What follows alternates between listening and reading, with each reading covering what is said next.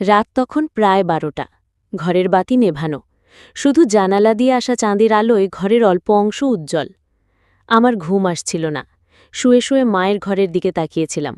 মা, প্রতিভা, সীমিত জীবনে অসীম শক্তি।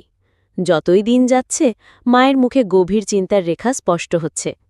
বাবা চাকরি হারাতে বসেছেন, সংসারে টানাটানি, ঘর ভাড়া বাকি, আমার স্কুলের বেতন অনিশ্চিত। বাবার অফিসের বস মিস্টার শ্যামল দত্ত গত সপ্তাহে আমাদের বাড়িতে এসে গিয়েছিলেন। চোখে মুখে ছিল অন্যরকম একটা দৃষ্টি, মায়ের প্রতি কেমন যেন আগ্রহ। আমি শিশু মন হলেও বুঝেছিলাম কিছু একটা বদলাচ্ছে। বাবারও যেন মন খারাপ, কিন্তু চুপচাপ। আজ রাতে মা নিজেই বাবাকে বললেন, তুমি কাজ হারাবে না, আমি যাচ্ছে, যা করার আমিই করব, তুমি কিছু বলো না। বাবা নিচু স্বরে বললেন, প্রতিভা, আমি চাই না তুমি। মা থামিয়ে দিলেন, আমি জানি কি করছি, রাহুলের ভবিষ্যতের জন্য এইটুকু করতে পারি, শুধু তুমি মাথা নিচু করো না। আমি জানতাম না কি ঘটতে চলেছে, শুধু শুনলাম দরজার ঘণ্টা বাজল। মা ধীরে ধীরে গিয়ে দরজা খুললেন। শ্যামল দত্ত ঢুকলেন। সাদা পাজামা পাঞ্জাবি, চোখে মোটা ফ্রেমের চশমা, কিন্তু দৃষ্টি ছিল আগুনের মতো। মা একবার তাকে চুপচাপ দেখলেন, তারপর ধীরে ধীরে বললেন, চা করব? না, শুধু তোমার সঙ্গে একটু কথা বলতে এসেছি, বললেন তিনি। মা চুপ করে সামনে সোফায় বসে পড়লেন। তার শাড়ির আঁচল পড়ে গেল একপাশে। শ্যামল দত্ত ধীরে এসে বসে পড়লেন মায়ের পাশে। আপনি জানেন তো, আপনাকে অনেক দিন ধরে পছন্দ করি, শুধু সৌন্দর্যের জন্য না, আপনার সাহস আর আত্মসম্মানের জন্য। মা এবার মুখ তুললেন। পছন্দ আর পাওয়ার মধ্যে পার্থক্য অনেক। আমি দয়া চাই না, সাহায্য চাই। আপনি চাইলে বাবাকে চাকরিতে রাখতে পারেন, কিন্তু তার জন্য যদি শরীরের বিনিময় চান, আমি রাজি। কিন্তু আমি যেন ভিক্ষা না করি, আমি দাঁড়িয়ে থাকি মাথা উঁচু করে। শ্যামল দত্ত স্তব্ধ। তারপর ধীরে ধীরে মায়ের হাতে হাত রাখলেন। তুমি যদি পাশে দাঁড়াও, আমি শুধু চাকরি নয়, তোমার পুরো পরিবারের দায়িত্ব নিতে রাজি। মা চোখ বন্ধ করে কিছুক্ষণ বসে থাকলেন। তারপর ধীরে ধীরে মাথা হেলালেন। একটা ঘন নীরবতা, তারপর তার মাঝে এক স্পর্শ। মায়ের কাঁধে আলতো হাত রাখলেন তিনি। মা ধীরে ধীরে তার দিকে তাকালেন। চোখে চোখ, অভিমান, ঘৃণা, সাহস আর এক গভীর আত্মত্যাগ মিশে আছে মায়ের চাহনিতে। শ্যামল দত্ত চারদিকে এগিয়ে এলেন, ধীরে, শ্রদ্ধায়। একটি চুম্বনের পরত মায়ের কপালে। তারপর মা নিঃশব্দে উঠে গেলেন পাশের ঘরে, দরজা ভেতর থেকে লাগিয়ে দিলেন। আমি জানি না ভেতরে কি ঘটল, কিন্তু জানি সেদিন আমার মা শুধু আমার ভবিষ্যতই রক্ষা করলেন না, বাবার সম্মান, নিজের আত্মসম্মানও বাঁচিয়ে রাখলেন। রাত অনেক হয়েছে, আমি তখনও ঘুমোতে পারিনি। ঘরের অন্ধকারে জানালার ফাঁক দিয়ে চাঁদের আলো পড়ছে মেঝেতে। হঠাৎ মায়ের ঘরের দরজা খোলার শব্দ পেলাম। মা ধীরে ধীরে বেরিয়ে এলেন। চোখে মুখে ক্লান্তি, কিন্তু অদ্ভুত এক শান্ত ভাব। তার শাড়ির আঁচলটা একটু এলোমেলো, চুল কিছুটা ভেজা। তিনি চুপচাপ রান্নাঘরের দিকে গেলেন, যেন কিছু একটা করতে চান, নিজেকে সামলাতে। পেছনে আস্তে পায়ে বেরিয়ে এলেন শ্যামল দত্ত। তার চোখে কোনো জয় নেই, বরং এক অচেনা নম্রতা। মায়ের দিকে তাকিয়ে বললেন, তুমি আজ যে সিদ্ধান্ত নিয়েছ সেটা কোনো লেনদেন নয়, এটা ছিল এক সাহসী স্ত্রীর আত্মদান। মা চুপ করে দাঁড়িয়ে রইলেন। তারপর বললেন, আমি কেবল চাইছিলাম রাহুলের স্কুল যেন বন্ধ না হয়, আর ওর বাবার সম্মানটা যেন টিকে থাকে।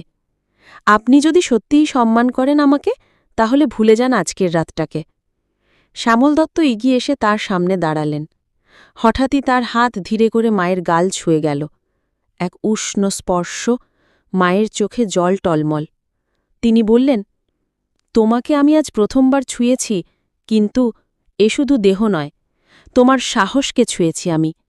তুমি চাও আমি ভুলে যাই, আমি ভুলে যাব।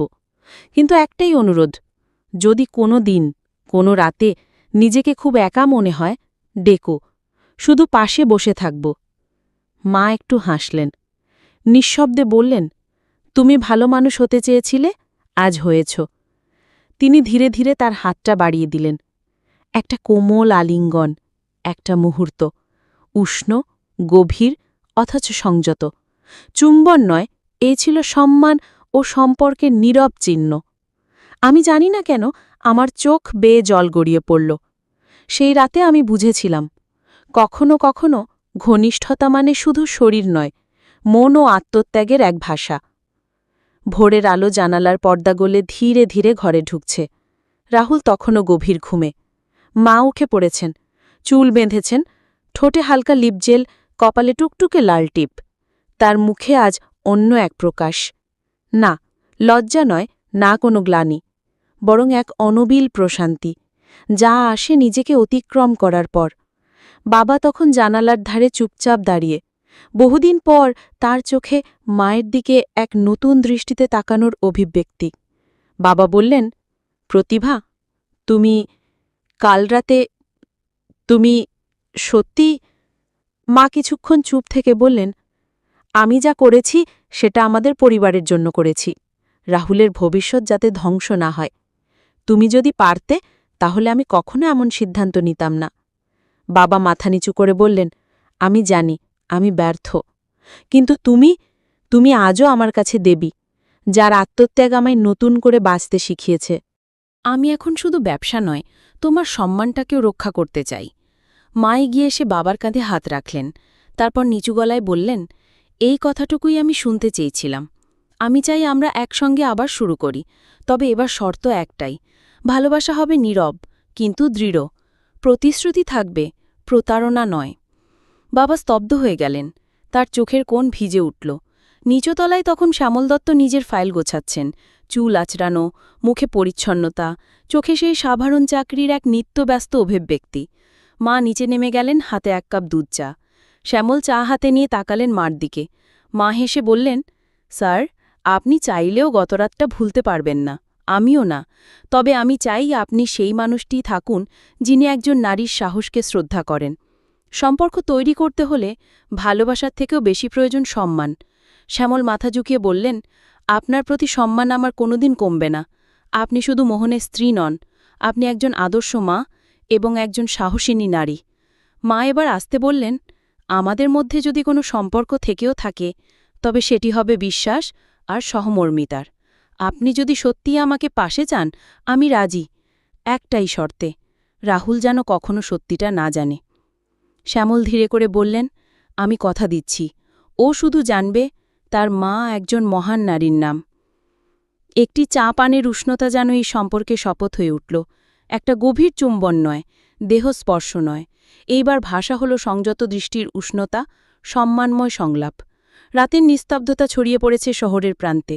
রাহুলের ঘরে আলো নিভে গেছে অনেকক্ষণ, তবে পাশের ঘরে এখনো মা জেগে। শ্যামলবাবু সেই সন্ধ্যেতেই চলে গিয়েছিলেন, কিন্তু রেখে গেছেন একটা নিঃশব্দ উপস্থিতি। বিছানার ধারে বসে মা একদৃষ্টে জানালার বাইরে তাকিয়ে আছেন। বাতাসে পর্দা দোল খাচ্ছে, তার শাড়ির আঁচলও যেন দুলছে সেই হাওয়ার সঙ্গে। হঠাৎ পেছন থেকে বাবার কণ্ঠ ভেসে এলো, ঘুমাওনি এখনো? মা ধীরে ঘুরে তাকালেন, চোখে ছিল এক ধরনের মিষ্টি ক্লান্তি, কিন্তু সেই ক্লান্তির গভীরে ছিল এক নির্ভরতার দীপ্তি। ঘুম আসছে না, অনেক কিছু মনে পড়ছে, মা বললেন। বাবা এসে পাশে বসলেন। এই প্রথম অনেক অনেক দিন পর দুজনের মধ্যে এক বিনম্র নৈকট্য। বাবা মার হাত ধরলেন, মা একটু সরালেন না। তারপর বললেন, তুমি জানো তো, আমি কেবল স্ত্রী নই, আমি একজন মা, একজন মানুষও। ভালোবাসা মানে কেবল একসাথে থাকা নয়, বোঝাপড়াও দরকার, সেটা আমরা ভুলে গিয়েছিলাম। বাবা মুখ নিচু করে বললেন, তোমার সাহস, তোমার দৃষ্টিভঙ্গি, সবকিছু আমাকে নতুন করে ভাবতে শিখিয়েছে। আমি যদি ফিরে আসি আগের সেই মোহন নয়, নতুন করে গড়া নিজেকে নিয়ে। মা আস্তে করে বাবার মুখের দিকে তাকিয়ে বললেন, আমি চাই তুমি ফিরে এসো, কিন্তু আমার পাশে সমান হয়ে দাঁড়িয়ে। হঠাৎ সেই মুহূর্তে বাবা মায়ের হাতটি তুলে নিজের ঠোঁটে চুমু খেলেন। সে চুমুতে ছিল না কোনো কামনা, ছিল কেবল এক তীব্র অনুতাপের আদর। মা চোখ বন্ধ করে সেই স্পর্শ গ্রহণ করলেন। তাদের মধ্যকার দূরত্ব যেন মিলিয়ে গেল নিঃশব্দে। একটু পরে মা বিছানায় এলেন, পাশেই বাবা। বাতি নিভিয়ে দেওয়ার আগ মুহূর্তে দুজনের দৃষ্টিতে ছিল এক গভীর আত্মসমর্পণ। তাদের শুয়ে থাকা ঘরে শব্দের প্রয়োজন ছিল না, দেহের উষ্ণতা আর হৃদয়ের স্পন্দন মিলেমিশে এক হয়ে গিয়েছিল। রাত তখন ক্রমশ আরও গভীর হচ্ছে, আর এক ভাঙা সম্পর্ক তার পরিণতির দিকে এগোচ্ছে, নতুন ভরসায়, নতুন করে জোড়া লাগার আশায়। সকালটা অন্যরকম। আকাশ ছিল স্বচ্ছ, কিন্তু প্রতিভার মনে রয়ে গিয়েছিল মেঘের মতো এক আবরণ। গত রাতের স্মৃতি এখনও ঘুম ঘুম চোখে ভাসছে। রাহুল স্কুলে বেরিয়ে যাওয়ার পর প্রতিভার রান্নাঘরে নিজেকে ব্যস্ত রাখছিলেন। বাবা, মোহনবাবু চুপচাপ বসেছিলেন সোফায়। তার মুখে একরকমের আত্মগ্লানি, আবার কৃতজ্ঞতারও আভাস ছিল। প্রতিভা, তোমার কাছে আমি ঋণী হয়ে গেলাম, মৃদু কণ্ঠে বললেন মোহন। দুঋণ নয়, এটা ছিল আমার সিদ্ধান্ত। প্রতিভা শান্তভাবে বললেন। তিনি আর মুখ নিচু করেন না, কারণ তিনি জানেন যা করেছেন তা কেবল পরিবারের ভবিষ্যতের কথা ভেবেই। ঠিক তখনই বেজে উঠল ফোনটা। স্ক্রিনে ভেসে উঠল শ্যামল স্যার। বাবা মায়ের মতো এক চাপা উত্তেজনা ছড়িয়ে পড়ল ঘরে। প্রতিভা ফোনটা হাতে নিয়ে একটু ইতস্তত করলেন, তারপর হালকা হাসি দিয়ে ফোনটা ধরলেন। Hello sir. ওপাশ থেকে ভেসে এলো সেই চিরচেনা গলা। আপনার প্রতি সম্মান আরও অনেক গুণ বেড়ে গেছে প্রতিভা। আপনি আজ শুধুমাত্র একজন স্ত্রী নয়, এক অসাধারণ নারীও। প্রতিভা মাথা নিচু করলেন। তার চোখে জল এসে গিয়েছিল, কিন্তু গলার স্বর ছিল দৃঢ়। আমার ছেলের পড়াশোনা, সংসারের নিরাপত্তা, এসবই এখন আমার কাছে সবচেয়ে বড় চাওয়া। আপনি কথা দিয়েছিলেন? হ্যাঁ, আমি আমার কথা রাখব। শ্যামল স্যারের গলায় ছিল দৃঢ়তা। মোহনের প্রমোশন, নতুন প্রজেক্ট, সব কিছুই আগামী সপ্তাহেই হয়ে যাবে। আর আপনি যদি কখনো আমার সঙ্গে কোম্পানির সোশ্যাল প্রজেক্টে কাজ করতে চান, দরজা সব সময় খোলা। প্রতিভা একটু চমকে উঠলেন, কিন্তু উত্তর দিলেন না। ফোন রেখে দিতে দিতে তার চোখ পড়ল ঘরের এক কোণে দাঁড়িয়ে থাকা মোহনবাবুর দিকে। তার চোখেও ভিজে ভাব, কিন্তু তাতে লজ্জা নয়, কৃতজ্ঞতার আলো। প্রতিভা এগিয়ে গেলেন, একটা কাপ চা হাতে দিয়ে বললেন, আসলে আমি যা করেছিলাম সেটা কেবল তোমার জন্য নয়, রাহুলের জন্য। একটা মায়ের দায়িত্ব কিভাবে একটা স্ত্রীকে ছাপিয়ে যায়, সেটাই তুমি এবার বুঝতে শিখো মোহন। মোহনবাবু মাথা নত করে কাপটা নিলেন, শুধু বললেন, আমি তোমার পাশে নতুন করে দাঁড়াব প্রতিভা, একজন বন্ধু হয়ে, একজন সম্মানকারী স্বামী হয়ে। প্রতিভা তাকিয়ে রইলেন তার চোখে। সেই চোখে ছিল না আর কোনো অভিযোগ, ছিল কেবল এক স্পষ্ট প্রতিজ্ঞা, আমরা আবার নতুন করে শুরু করব। দিন তিনে কেটে গেছে, প্রতিভা যেন স্বাভাবিক জীবনে ফিরতে চাইছে, কিন্তু ভেতরে এক অদ্ভুত টানাপোড়ন। শ্যামল স্যারের প্রস্তাবটা সহজ ছিল না। আমাদের ফাউন্ডেশনের প্রজেক্টে যুক্ত হন। আপনার দৃষ্টিভঙ্গি, উপস্থিতি আর আত্মবিশ্বাস আমাদের কাজে লাগবে। প্রতিভা ভেবেছিলেন হয়তো শুধু এক রাতের বিনিময়ে স্বাভাবিকতা ফিরিয়ে আনবেন, কিন্তু এখন এই প্রস্তাব, সম্মানজনক হলেও, এক নতুন পথে টেনে নিয়ে যাচ্ছে তাকে। সেই সকালে আবারও মেসেজ এলো, আগামীকাল সকাল 10টায় আমাদের অফিসে দেখা করুন প্রতিভা ম্যাডাম। প্রতিভা ঘরের কোণে দাঁড়িয়ে থাকেন, পর্দার ফাঁক দিয়ে সূর্যের আলো এসে পড়েছে তার মুখে। মোহনবাবু চুপচাপ দাঁড়িয়ে। তুমি যাচ্ছ? প্রশ্ন করলেন তিনি। প্রতিভা কিছুক্ষণ চুপ, তারপর শান্তভাবে বললেন, যাচ্ছি, কারণ তোমার ঘাড় থেকে ভরসার দায় কিছুটা সরাতে চাই। আমার ছেলের ভবিষ্যৎ গড়তে চাই, তবে নিজের আত্মসম্মান নিয়েই কাজ করব, নিজের শর্তে। মোহন মাথা নিচু করলেন, তার চোখে স্পষ্ট অনুশোচনা। তবু বললেন, প্রতিভা, আমি চাই তুমি নিজে তৈরি হও, আর শ্যামল যাই বলুক, তোমার সিদ্ধান্তেই হোক সবকিছু। পরের দিন সকাল, শ্যামল স্যারের অফিসে প্রতিভা ঢুকলেন মাথা উঁচু করে, গায়ের শাড়িতে শালীন সৌন্দর্য আর মুখে দৃঢ়তা। স্যার উঠে দাঁড়ালেন, হাসলেন। আপনাকে দেখে বোঝাই যাচ্ছে আপনি সিদ্ধান্ত নিয়ে এসেছেন। প্রতিভা চেয়ারে বসে বললেন, আপনি আমাকে চাকরি দিতে চেয়েছেন, আমি সেটা নিচ্ছি। তবে একটাই শর্ত, কাজের জায়গায় আমাকে শুধুই একজন কর্মী হিসেবে দেখবেন, একজন নারী হিসেবে নয়। স্যার কিছুক্ষণ চুপ করে থাকলেন, তারপর হালকা মাথে নাড়লেন। আপনার এই চোখের দৃঢ়তা আমার খুব পছন্দ। আপনি শুধু আমাদের সংস্থার মুখ হবেন না, অনুপ্রেরণা হবেন আরও অনেক মহিলার জন্য। প্রতিভা একটু হেসে বললেন, একজন স্ত্রী, মা আর একজন নারী, 3টে সত্তাকে একসাথে নিয়ে চলার সহজ নয় স্যার, কিন্তু অসম্ভবও নয়। সন্ধ্যায় বাড়ি ফিরে প্রতিভা ছেলের পাশে গিয়ে বসে। রাহুল মায়ের কোলে মাথা রেখে বলে, মা, তুমি হিরো। স্কুলে আমাদের মিস বলেছিল যে সব মায়েরাই সুপার উইমেন। প্রতিভার চোখে জল আসে। সে ছেলেকে আলতো করে জড়িয়ে ধরে। মোহন দূরে দাঁড়িয়ে সব দেখে। চুপচাপ এগিয়ে এসে প্রতিভার পাশে বসে। তাদের মাঝে এক অদৃশ্য প্রাচীর যেন আজ খানিকটা গলে যায়। একটা নতুন পথের শুরু, যেখানে সম্পর্কের ভাঙন নয়, মেরামতির ভাষা শোনা যায়। শ্যামল স্যারের অফিসে প্রতিভা এখন নিয়মিত যান। তার গম্ভীর অথচ দুঃখ ব্যবস্থাপনায় ফাউন্ডেশনের প্রেজেন্টেশনগুলোতে নতুন প্রাণ এসেছে। অফিসের লোকেরা তার শ্রদ্ধা করে এবং শ্যামল স্যারও সবসময় একটি নির্দিষ্ট দূরত্ব বজায় রাখেন।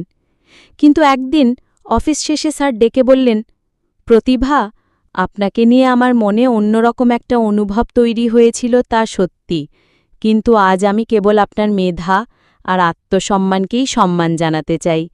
আমি আপনাকে সম্মান করি, ভালোবাসি, কিন্তু সেই ভালোবাসা আপনার শর্তে, আপনার সম্মতিতেই থাকবে। প্রতিভা স্যারের চোখে চোখ রেখে বললেন, স্যার, ভালোবাসা তখনই পরিপূর্ণ হয় যখন তার মধ্যে কোনো শর্ত থাকে না, কিন্তু আত্মসম্মান, সেটাও ভালোবাসারই এক রূপ। আজ আপনি আমার সেই সম্মান ফিরিয়ে দিলেন। স্যার মাথা নিচু করলেন। সন্ধ্যায় বাড়ি ফিরে প্রতিভা দেখেন মোহন ঘরে বসে পুরানো অ্যালবাম দেখছেন। ছেলে পাশে বসে হাসছে। মোহন চেয়ে থাকেন প্রতিভার দিকে। তুমি ফিরেছ, শুধু অফিস থেকে না, আমাদের কাছে। আজ আমি বুঝি, একজন স্ত্রীকে শুধু ভালোবাসা নয়, সম্মানও দিতে হয়। প্রতিভা পাশে বসে বলেন, ভালোবাসা একতরফা হলে ভেঙে পড়ে, কিন্তু সম্মান থাকলে তা নতুন করে গড়ে ওঠে। মোহন হাত বাড়িয়ে দেন। প্রতিভা তার হাত ধরেন বহুদিন পর। ছেলে উঠে এসে দুজনকে জড়িয়ে ধরে। তিনজনের এই মুহূর্তে যেন ঘরের অন্ধকার কোণগুলো আলোকিত হয়ে ওঠে। পরের দিন সকালে প্রতিভা স্কুলে একটি অনুষ্ঠানে বক্তৃতা দিচ্ছেন। নারী কখনো কারো করুণা নয়। তিনি মা হতে পারেন, স্ত্রী, সহকর্মী বা নেতৃত্ব দানকারী, সব ভূমিকাতেই পূর্ণ, যদি সমাজ তাকে সম্মান দেয়। আমি কৃতজ্ঞ, কারণ আমার পরিবার আজ তা শিখেছে, আর আমি পেয়েছি আমার পরিচয়ের পূর্ণতা। সবাই করতালিতে ভরিয়ে দেয়। নারীর সম্মান কেবল সম্পর্কের ভিত্তি নয়, সমাজেরও ভিত্তি। একটি স্ত্রী বা মায়ের আত্মসম্মান যদি রক্ষা পায়, তবে একটি পরিবার গড়ে ওঠে নতুন আলয়। তো বন্ধুরা, গল্পটা এখানে সমাপ্ত করলাম। গল্পটি ভালো লাগলে কি লাইক ও চ্যানেলটি সাবস্ক্রাইব করে দেবেন?